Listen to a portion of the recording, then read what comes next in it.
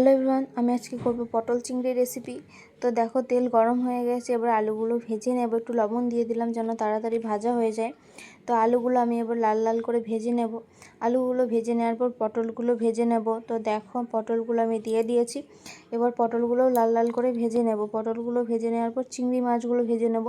একটু কড়া করে ভাজলে খেতে ভালো লাগে, তাই একটু কড়া করেই ভেজেছি। এরপর আমি তেলের মধ্যে দিয়ে দেবো দারচিনি, এলাচ, তেজপাতা, শুকনো লঙ্কা, জিরে ফোড়ন।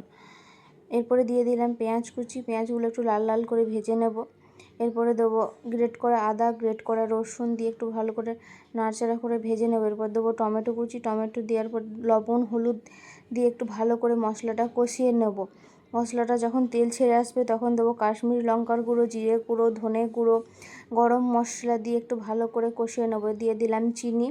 এবারে একটু তেল ছেড়ে এসেছে, এরপরে দিয়ে দেবো আলু, পটল, ভেজে রাখা চিংড়ি মাছ সব দিয়ে একসাথে নাড়াচাড়া করে জল দিয়ে দেবো। যখন ফুটে আসবে তখন 2 চামচ ঘি দিয়ে দেবো। ঘি দিলে টেস্ট আর স্বাদ দুটোই ভালো হয়, গন্ধটাও বেশ ভালো আসে। তো দেখো আমাদের রেডি হয়ে গেল পটল চিংড়ি রেসিপি। কেমন লাগলো কমেন্ট করে জানিও।